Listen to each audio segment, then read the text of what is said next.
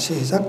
그런 우리 주 예수 그리스도의 십자가 외에 결코 자랑할 것이 없으니 그리스도로 말미암아 세상이 나를 대하여 십자가에 못 박히고 내가 또한 세상에 대하여 그러하니라. 아멘. 이 말씀은 아멘 말씀입니다. 제가 예전에 부산 고향교회에서 설교를 한번 할 기회가 있었습니다. 홈카밍 데이라고 해서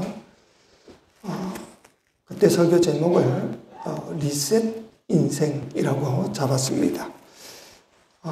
학창시절 때 아주 순수한 열정을 가지고 신앙생활했던 옛날을 기리기 위해서 그런 제목을 잡았습니다. 여러분 어르신들은 이 리셋이라는 단어를 잘 모르지만 컴퓨터를 다룰 줄 아는 사람들은 아마 그 의미를 잘 알 겁니다. 컴퓨터를 다루다가 보면 문제가 생기고 영 엉망이 될 때는 컴퓨터가 공장에서 처음 나올 때의 상태로 되돌려 놓는 것, 그것을 초기화, 처음과 같은 상태로 만든다 해서 그것을 리셋이라고 이야기합니다. 한 번밖에 못 사는 우리의 인생 가운데서 만약에 이런 기능이 우리에게도 있다면 참 얼마나 좋을까 생각해 봤습니다. 내가 원하는 삶을 사는 것도 아니고 하나님이 바라고 원하는 그런 삶도 아니고 게다가 인간관계에 있어서도 여러 가지 오해로 인하여 힘들고 어려워지게 될 때에 초기 상태, 처음 만난 상태로 그렇게 바꿀 수만 있다면 참 얼마나 좋을까 그런 생각을 한 번씩 해봅니다. 근데 어른들이 리셋이라는 단어가 좀 어려우니까 조율이라는 단어는 조금은 알 겁니다. 악기를 처음 상태 음으로 되돌려 놓는 것, 그걸 우리가 조율이라고 이야기를 하지요. 근데 우리 노래 가락에 보니까 이 조율이란 그 노래가 있습니다. 그래서 그 가사를 보니까 제 생각과 많이 엇비슷해서 제가 잠깐 소개를 하겠습니다. 스크린이 나오면 될 텐데 그게 안 돼서 잘 들으시기 바랍니다. 알고 있지 꽃들은 따뜻한 5월이면 꽃을 피워야 한다는 것을 알고 있지. 철새들은 가을 하늘 때가 되면 날아가야 한다는 것을. 문제, 무엇이 문제인가? 가는 것도 모르면서 그저 달리고만 있었던 거야. 지고지순했던 우리네 마음이 언제부터 진실을 외면해 왔었는지. 잠자는 하늘님이여 이제 그만 일어나요. 그 옛날 하늘빛처럼 조율 한번 해주세요. 정다웠던 시냇물이 검게 바다로 가고 드높았던 파란 하늘 뿌옇게 보이질 않으니 마지막 같고 어떤 우리의 사랑도 그렇게 끝이 나는 건 아닌지. 잠자는 하늘님이여 이제 그만 일어나요.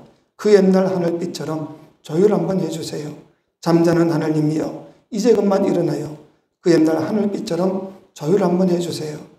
미움이 사랑으로, 분노는 용서로, 고립은 위로로, 충동이 인내로 모두 함께 손잡는다면 서성대는 외로운 그림자들 편안한 마음 서로 나눌 수 있을 텐데. 잠자는 하늘님이여 이제 그만 일어나요.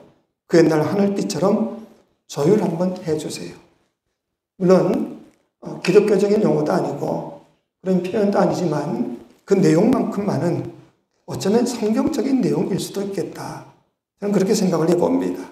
그러면 하늘님이라는 것은 하나님에 대한 우리의 옛날 전통적인 표현 아닙니까? 그리고 그 옛날 하늘빛이라는 것은 태고적 하나님께서 창조하셨던 빛과 같다. 저는 그렇게 생각해 봅니다. 세상 모든 만물들은 다 제대로 잘 돌아가고 있지만 하나님의 형상대로 지음받았다는 우리네 인생들은 그 본분도 잊어버린 채 문제만 일으키고 마치 고장난 악기처럼 어울리지 않는 불협화음만 내며 살아가고 있구나. 그렇지만 태초에 하나님이 우리를 지으셨던 그 본래의 그 모습대로 다시 한번 우리를 리셋, 초기화해 주신다면, 조율해 주신다면 우리는 제대로 된 인생을 살아갈 것이 아닌가. 그런 소원을 이 노래에 한 것 같습니다. 사실 우리가 되돌아보면 하나님이 만드신 이 자연은요, 봄, 여름, 가을, 겨울 다 때를 따라 제대로 잘 돌아가고 있습니다. 그런데 하나님의 형상대로 지음받았다는 우리네 인간들은 도대체 철도 모르고 밤낮도 바꾸어서 즐기며 그러다 보니까 몸도 마음도 다 병들어서 정상과 비정상이 아주 뒤죽박죽이 된 그런 혼란한 인생을 만들어가고 있는 것 아니냐. 옛날보다 훨씬 더 잘 사는 것 같은데, 잘 먹는 것 같은데 우리가 예전보다 훨씬 더 행복감을 느끼고 있느냐 그 말이지. 예전보다 훨씬 더 편안한 세상을 살고는 있지만 그러나 사람들은 예전보다 훨씬 더 사나워져 있는 것이 틀림없는 것 같습니다. 왜 이렇게 되었을까? 무엇이 그렇게 따뜻했던 사람들의 마음을 이토록 사납게 만들어버리고 서로 경쟁하며 죽고 죽이고 빼앗고 빼앗기는 이런 기가 막힌 살벌한 세상을 만들어 놓고 있는가? 문제는 원래는 하나님이 세상을 그렇게 잘못 만든 것이 결코 아니더라는 것이. 성경에 의하면 하나님은 이 세상을 참 아름답고 선하게 만드셨습니다. 그래서 우리 주님이 감탄하시기를 하나님께서 지으신 모든 것을 보시고 심히 보시기에 좋았더라. 그렇게 감탄하지 않습니까? 그만큼 이 세상은 아름답고 선하고 바르게 하나님이 창조해 놓으셨습니다. 근데 문제는 뭔가? 문제는 바로 우리들이 문제이더라 그 말이지요. 세상이 점점 변질되다가 보니까 변질만 된 게 아니라 너도 나도 이 불행한 세상, 고통스러운 세상, 그리고 사나운 세상을 우리 인간들이 이렇게 만들어가고 있는 것이 아니냐 그 말입니다. 그렇기 때문에 사실은 이 노래는 점잖게 부르고 있는지는 몰라도 이건 고통이며 통곡이며 울부짖음이 아니냐 하는 거지. 마치 시편을 읽는 것처럼 시편을 읽는 것처럼 우리가 읽어본다면 그런 뜻이겠죠. 하나님 왜 침묵하십니까? 우리 인간들의 비극을 언제까지 그냥 보고 두실 것입니까? 이제 일어나셔서 그 옛날 세상을 창조하셨던 바로 그 은혜의 빛을 다시 우리 인생들에게 다시 한번 비추어 주옵소서. 다시 한번 우리를 새롭게 창조해 주옵소서. 그리함으로 우리가 제대로 된 행복한 인생을 살아갈 수 있도록 우리를 다시 한번 조율해 주옵소서. 그런 고백이 아닐까 싶습니다. 그럼 사실 악기는요, 스스로 조율할 수는 없지요. 연주하기 전에 그 연주자가 그 음을 잘 조절해야 합니다. 근데 연주자도 조율할 수 없을 만큼 음이 완전히 변질되어 버렸다고 그런다면 그 악기를 처음 만든 곳에 다시 보내어서 처음부터 다시 고칠 수밖에 없는 거지요. 우리 인생의 악기도 역시 마찬가지가 아니겠는가. 때때로 우리가 조율할 수도 있겠지만 완전히 우리 인생이 망가져서 끔이 변질되어 버려서 우리 스스로가 어찌할 수 없는 상태가 되어버리면 우리를 지어진 창조주 하나님 앞에 나아가서 하나님 우리를 새롭게 해 주옵소서 고백할 수밖에 없지 않느냐 그 말이지. 그럼 왜 우리가 살아가면서 이런 음질이 변질될 수밖에 없냐? 악기를 보면요 3가지 정도 이유가 있다고 그러지요. 첫째는 열이 너무 많게 되면 그 열로 인해서 그 손이 느슨하게 늘어져 버리기 때문에 음이 낮아질 수밖에 없는 겁니다. 반대로 또 추위가 강하게 되면 그 선을 좀 탱탱하게 만들어서 높은 음을 만들 수밖에 없습니다. 하지만 그렇게 열도 없고 추위도 없지만 제대로 된 조율된 악기를 할지라도 세월이 가다 보면 저절로 느슨한 소리가 나올 수밖에 없다. 우리 인생도 역시 마찬가지가 아니겠는가. 뜨거운 열이 인생의 줄을 늘어놓듯이 지나친 욕심과 또 열정과 과욕이 우리 인생을 느슨하게 만들어버려서 제대로 된 소리를 못 내게 만들 때도 있더라 하는 것이. 그래서 성경은 뭐라고 우리에게 경고합니까? 욕심이 잉태한 즉 죄를 낳고 죄가 장성한 즉 사망을 낳는다.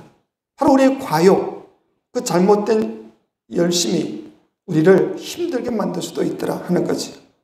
뿐만이 아니라 추위가 악기를 수축시켜 놓듯이 시련이나 역경이나 고통이 우리를 움츠리게 만들어서 제대로 된 신앙의 음도 내지 못하도록 만들 때도 있더라.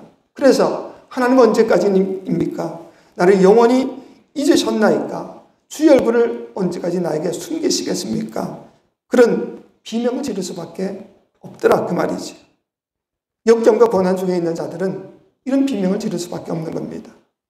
그리고 세 번째로 역경도 고난도 없고 그렇다고 과욕이 없다 할지라도 특별히 내가 지은 죄도 없고 또 잘못한 것이 없음에도 불구하고 인생을 살다가 보면 그냥 긴장이 풀어지고 게을러지고 삶의 목적과 방향이 흔들릴 때도 있더라. 그래서 우리 인생이 변질될 수도 있는 겁니다. 그래서 시편 기자는 주님 앞에 날마다 자신을 잡아주기를, 붙잡아 주시기를 이렇게 기도하고 있지요. 하나님이여 나를 살피사 내 마음을 아시며 나를 시험하사 내 뜻을 아옵소서. 하나님 그 불꽃 같은 눈으로 내 마음을 살피고 또 살피셔서 내가 혹시 잘못된 열정을 가진든지 내가 나태하고 게으르든지 내가 잘못된 그런 절망 중에 있다 한다면 나를 다시 한번 새롭게 이끌어 주옵소서. 그렇게 기도하더라 그 말이죠. 여하튼 우리가 인생을 살다가 보면 이렇게 우리 인생을 다시 한번 조율할 때가 분명히 있더라. 잘못된 야망과 과욕과 지나친 열정, 그렇기 때문에 그 모든 것을 다 내려놓고 주의 도우심을 바라야 할 것입니다. 내가 받았던 상처와 아픔과 고통 이런 것들을 십자가 앞에 다 내어놓고 주의 치유하심의 손길을 경험할 수 있어야 합니다. 여러분 우리가 살다가 보면 내 마음이 근심 걱정이 가득 차게 되면요 남을 돌아볼 시간이 없습니다. 여유가 없습니다. 아니 오히려 남에게 짜증을 내게 되고 또 상처를 주기가 쉬운 겁니다.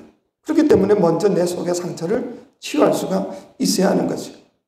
게을러서 그냥 되는 대로 그냥 살아왔다고 한다면 내 삶을 다시 한번 돌이켜보며 정신 바짝 차리고 다시 일어서서 하나님의 영광을 위하여 뛰고 달릴 준비를 해야 되는 것이 아니냐 하는 거지. 그럼 조율되지 않은 악기가 연주하는 그 음악은요 음악이 아니라 소음일 뿐입니다. 조율되지 않은 채 살아가는 우리의 인생 자체도 역시 행복한 인생이 될 수가 없고 자신만 불행한 것이 아니라 주변 사람도 불행하게 만들 수밖에 없다 그 말이지. 그럼 조율되지 않은 그 악기를 옆에서 한번 들어보면요 얼마나 힘듭니까? 마찬가지입니다. 조율되지 못한 우리의 인생을 살아가다가 보면 주변 사람들에게까지 해를 끼칠 수밖에 없더라. 그렇기 때문에 우리 인생을 다시 한번 조율해야 되지 않나. 그래서 아름다운 하모니가 울려 퍼짐으로 인하여 주변의 많은 사람들이 그리스도의 아름다운 향기에 취해서 기쁨과 감사를 함께 누리는 이런 복된 삶을 우리가 살아야 되지 않냐 하는 거죠. 어느 행인이 교회를 지나가다가 그 교회를 들렀습니다. 마침 그 안에 조율사가 그 전자올겐을 가지고 조율을 하고 있었습니다. 처음에는 삐삐 이상한 소리가 나다가 어느 순간에 되니까 아름다운 천상의 하모니가 그 가득한 교회 안에 울려 퍼지기 시작합니다.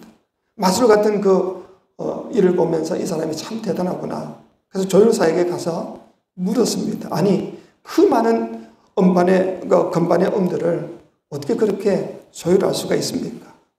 조율사가 그런 대답을 했다고 그러지요. 간단합니다.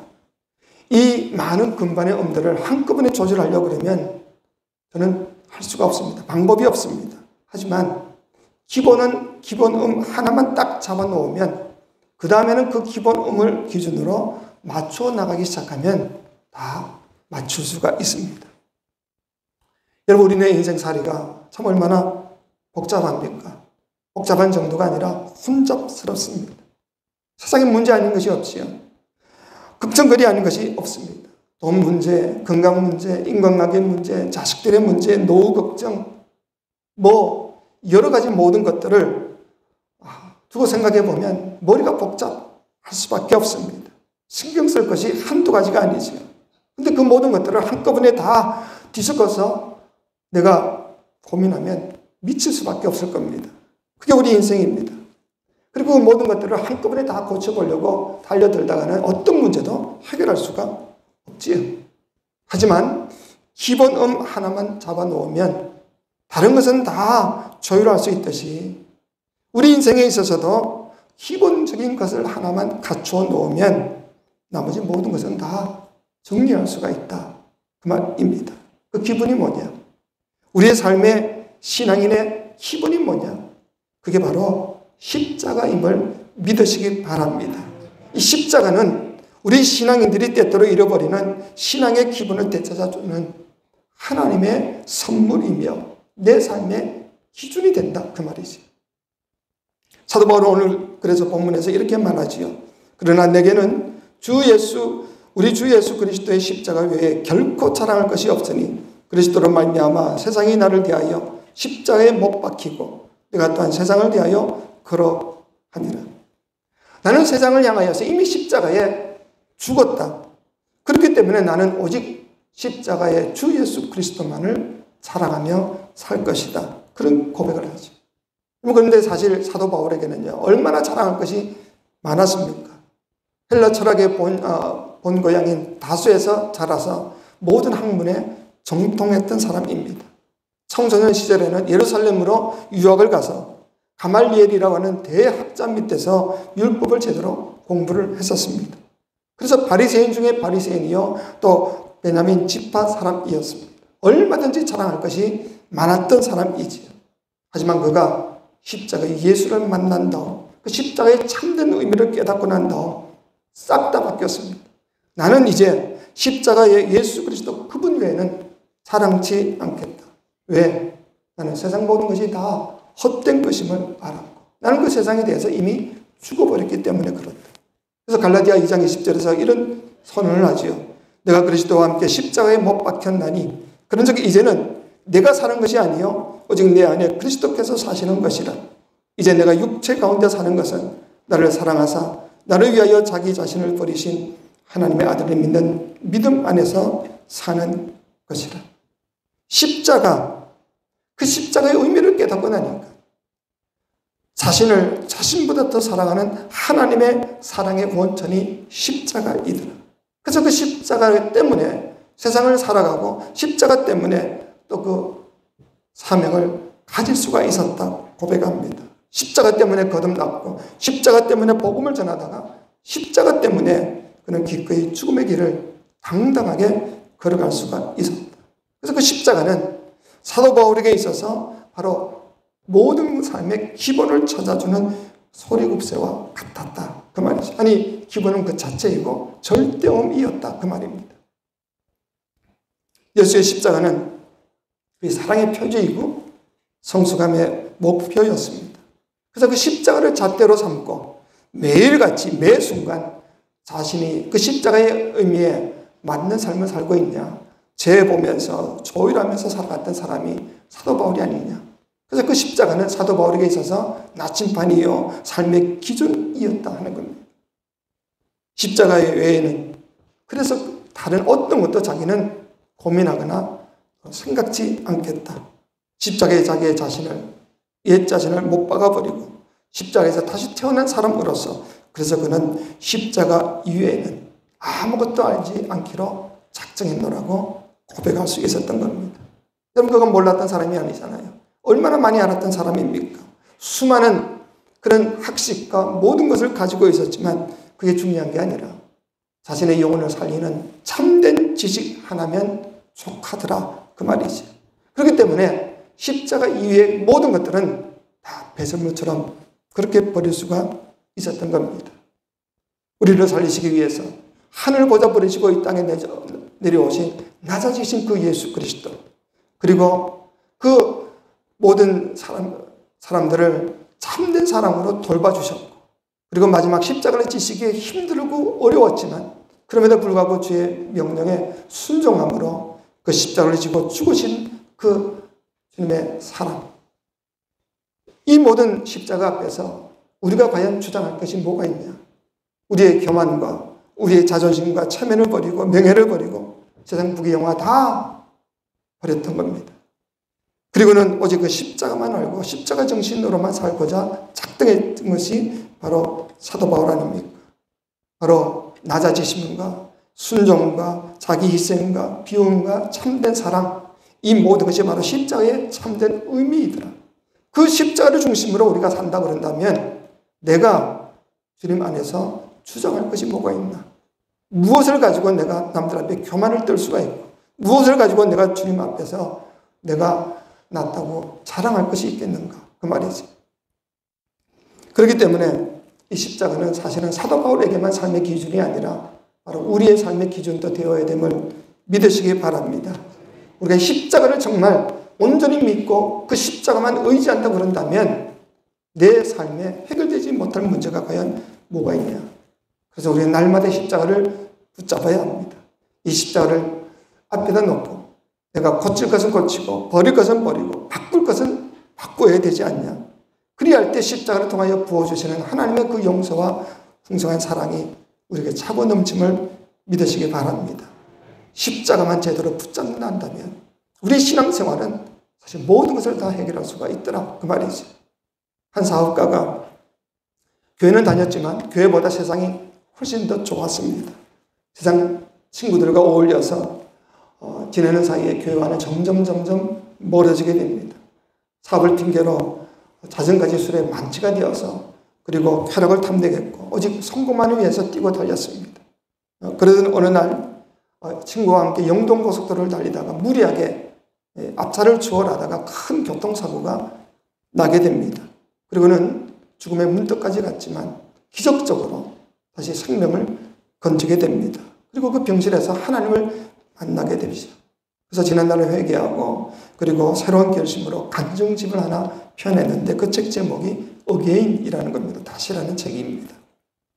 그는 자기가 다시 살아났고 다시 신앙을 회복했고 다시 인생을 시작해 보겠다는 굳은 결심을 그 책을 통해서 간증을 하고 있습니다. 바로 홀리랜드 종합건설 대표이신 정성일 사장님의 이야기입니다. 그분은 그 책 서문에 이런 이야기를 쓰고 있습니다. 건강이라면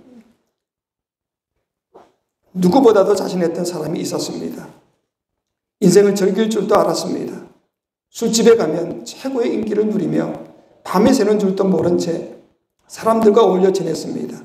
내게 주어진 인생이니 마음껏 살면 된다고 생각했습니다. 그러나 제게 불현듯 찾아온 교통사고 그리고 7 척수장애의 판정은 제게 한 치 앞도 내다볼 수 없는 게 인생이라는 것을 깨닫게 해주었습니다. 하반신 마비, 대소변 조절 불가, 시시때때로 찾아오는 불가항력적인 통증들, 이런 장애와 고통 앞에서 나는 인생을 저주했습니다. 내 인생이여 죽어버려라. 침을 뱉고 죽고 싶었습니다. 그때 하나님은 저를 찾아오셨습니다. 저를 향한 하나님의 사랑과 계획하심이 얼마나 위대한 것인지를 알려주셨습니다. 내가 이 책을 쓰는 이유와 목적이 있습니다. 건강한 이들이 이 책을 읽고 건강할 때, 복을 누릴 때 하나님을 온전히 섬기며 그분께서 주신 사명을 감사함으로 감당하기를 바라는 마음에서입니다. 그리고 혹시 어려운 시절에 비록 벼랑 끝에 선 절망을 만났다 할지라도 사지를 움직일 수만 있다면 우리는 얼마든지 하나님 앞에서 다시 시작할 수 있음을 전하고자 함이었습니다.